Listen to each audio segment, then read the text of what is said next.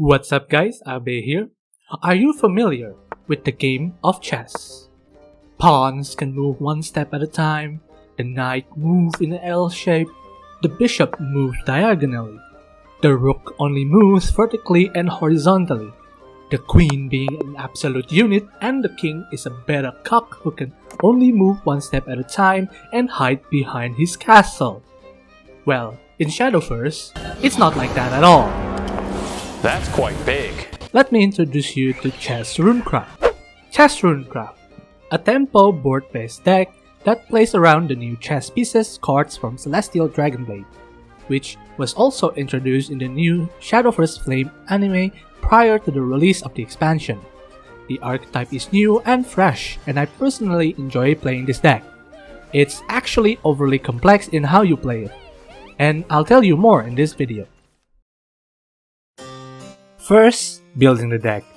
To build the deck, the best example would be something like this. This one is taken from the GameWith website, but also in reference from a Japanese Runecraft main, Para-chan, who got Grandmaster with only this deck. God bless his soul. Let's take a look at the cards we will be using. First, let's take a look at the chess pieces cards in this deck. The first chess pieces that we would look at is the magical pawn.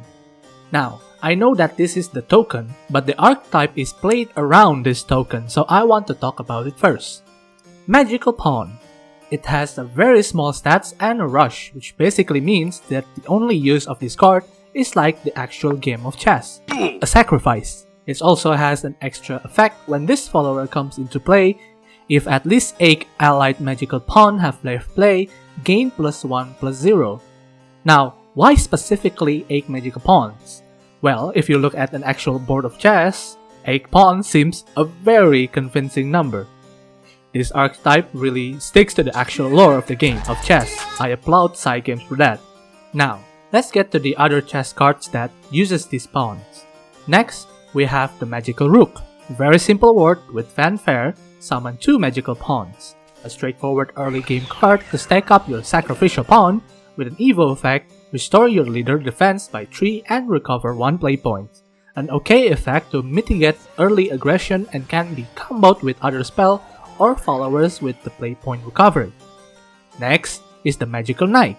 Like the game of chess, knights are used to push through the enemy.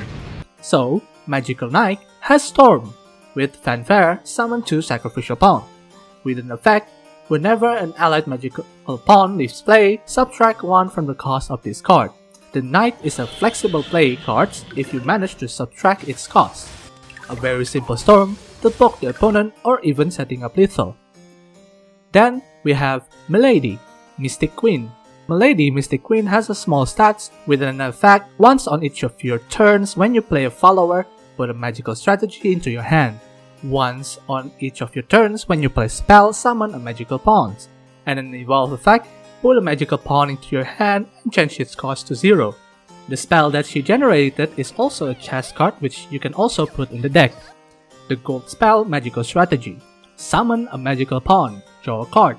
If at least 8 allied magical pawns have left play, summon 2 pawns and draw 2 cards instead.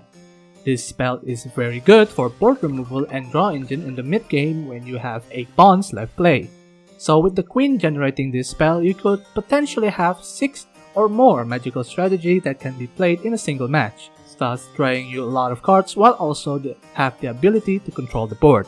So I guess the queen's value is still very high in this version of chess. Now, last in the chess roster is the Mystic King. Whoa, Abe, I think you forgot about the bishop? Ah, yes, the bishop. You see, in the modern video game marketing, you don't really want to give everything on release. You really want to cut it up into DLCs that your consumer would buy and you would get extra profit. Now, as a free-to-play game, Shadowverse's main goal is to keep you playing the game. So, they would cut some of the obvious content on release and put it on hold to be released in the DLC. Or, in this case, the mini expansion. Well, I hope that they would actually put the bishop in the mini expansion.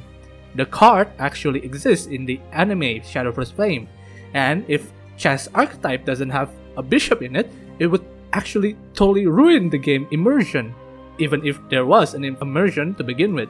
So yeah, bishop, mini expansion, hopefully. Please, Cygames. Anyway, last but not least, we have the Mystic King, a 13 play point, 13 attack, 13 defense follower. Prior to this, he was a 16 play point followers before the patch on October 4th, 2022. We haven't got a patch on chess for the past millennia, and now we do. Being a 13 cost follower, there has to be a way to reduce that cost in order to play it. So, the effect is, at the end of your turn, if at least 8 allied magical pawns have left play this match, subtract 8 from the cost of this card. So this card can cost 0 in just 2 turns after 8 allied pawns have left play. With the fanfare, summon 4 magical pawns and an effect. Whenever an allied magical pawns come into play, give it +1/+1, storm, and ward. It also cannot be targeted by enemy spells and effects. This card is your win condition, a total of 12 damage storm card and 14 with evo points. These cards are important to use for finishing off the enemy or at worst control the board. Now, that's all the chess pieces introduction for this deck. Now for the final composition of this deck has a lot of draw engine. Runecraft is not very famous for being a tempo deck. There are only few instances of meta where spell-based Runecraft are follower heavy, and for this one it's pretty unique. Since the chess archetype only synergy are summoning the pawns, they don't really have much draw power themselves. So in order to tackle the lack of draw in the archetype, you put a lot of spells that can draw you cards. Insights is a given. Greater Will is a draw and a mitigation tool for you to take risks in losing tempo in the early game, or even to use it to make a trades very valuable. Sacred Bird of Wisdom is an insight with heal, or at some scenario, a removal tool. Story of a Lifetime is a decent early draw 2 and significant draw 4 in the mid to late game. Magical Strategy is your chess trade draw engine and can be used to sack up your sacrificial pawn along with your Mystic Queen. And Angel's Blessing, broken, going second. After the draw engine, we have Cardseer, a support card for the chess archetype, but not really part of the chess archetype. We have Uranus, as a control and poke follower, and a flex spot for its raining blades. There are some options you can consider to bring, such as Yukishima, because you draw a lot. Yukishima is my own personal recommendation, because I got some few wins with his enhance and even his evolve effect. Some other choices can be Advent of Peace, because you kill a lot of followers with chess pieces. Now that you know the deck building process, we go to the gameplay. Yeah! Mulligans. Insights are a good keep, because you don't really have any other turn 1 plays beside this, and they act as an early deck thinner. Keep your magical rooks as always, it is the best turn 3 play that you can do. Keep Milady Mystic Queen if you're going second, she can generate 3 pawns in a single turn, and that amount can be significant in progressing the 8 pawns needed for Mystic King. And then keep Knights when you already have pawn generators in your hand. Angel's Blessing is a decent keep going second, especially if you go against another board-based deck that can poke you early. Besides these, I will toss them all out. Now, to play the deck, your game plan is to dish out pawns while you draw your win cons. If the opponent doesn't react to your board, that would mean that you have free turns to draw cards instead of playing of more chess pieces. If the opponent reacts to your board, you can dish out more chess pieces for pressure and progressing your pawns. Chess Rune is a mix of proactive and reactive deck. You can play a little bit more control against another board-based deck because of your pawns, or you can aggro your opponent out because you dish out a lot of followers in early turns. The deck game plan is not as simple as any tempo deck. Chess Rune doesn't have a flowchart or an optimal curve. You play the deck very strategically, just like the game of chess, playing out the strongest option out of your hand depending on the matchup and situations. Oh, they play a 2-drop going first. Greater Will them so they deal no damage to you. Is it better to evolve a rook or a queen? If you can dish out more pawns with the rook, then go for the rook. If you want to save up magical strategy, then go with the queen. Do I play magical strategy on turn 2?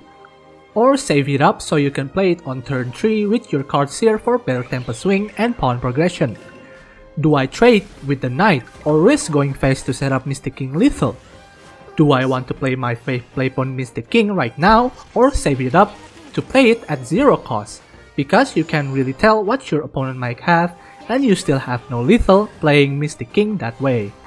A 0 cost Mystic King is so flexible, you can play it with any other cards that you might need next turn, if you cannot win in the previous turn. There is also strategies with your other cards. When would you use counter magic?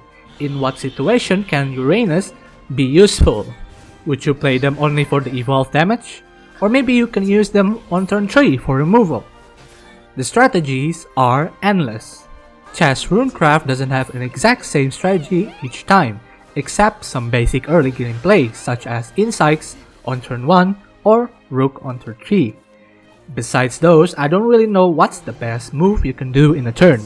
The only way to know what's best to play is only through experience, the matchup knowledge and scenario. I know that there is not much useful information here, and I boiled it down to play it and you learn it, instead of teaching to you how to do it. But it is what it is. Besides playing Insights on turn 1 and Rook on turn 3, I don't have any other information regarding a must-play strategy in any other turns in Chess Rune.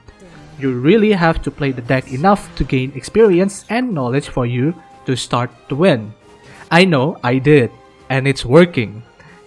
It's like actually playing a game of chess. Sure, you can read up about the best opening in the game, but when it comes down to it, getting better at chess is the experience and knowledge gained from playing with a lot of different players in different scenarios and strategies. I teach you the best opening, the Insights on turn 1 and the Rook on turn 3.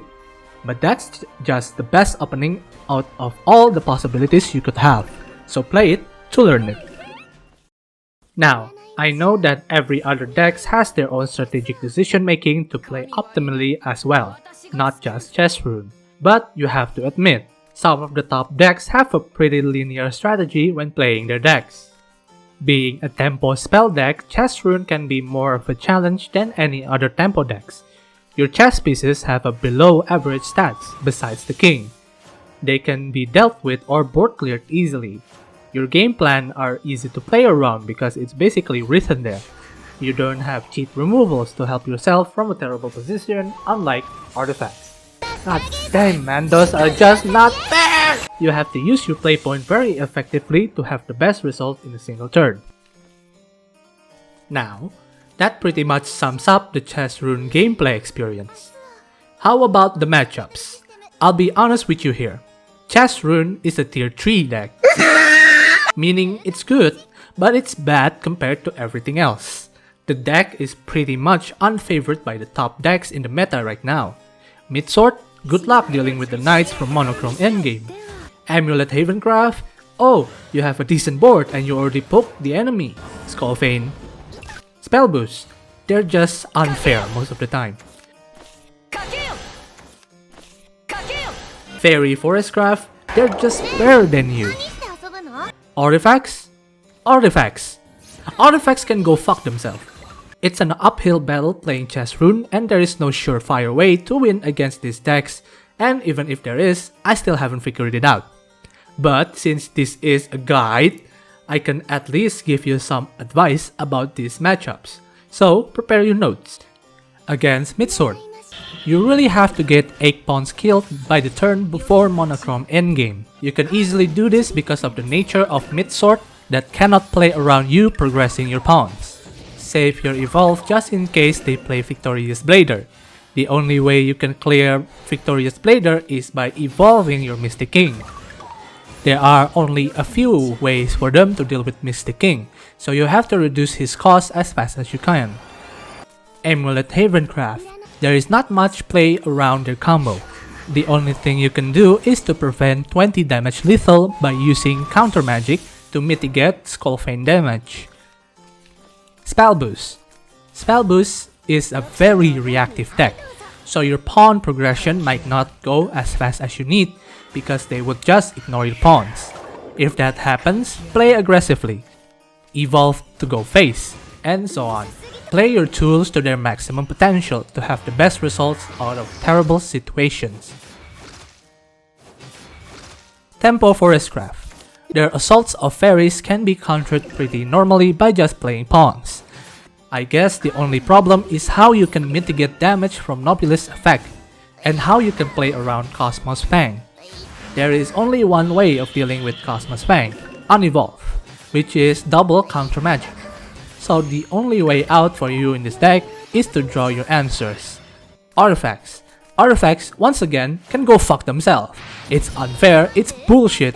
Artifact Portal players be complaining on why they're not winning when their deck has all the playpoint shit, all the board clears, all the card draws, all the heals, all the OTK bullshit. Portal players. Portal players can go fuck themselves. Anyway, I realized that this guide video has all just been telling you all the cons of playing chess Runecraft. Well, that's the reality of it. The deck synergy is pretty underwhelming and all the matchups are pretty much unfavored. But let me tell you this.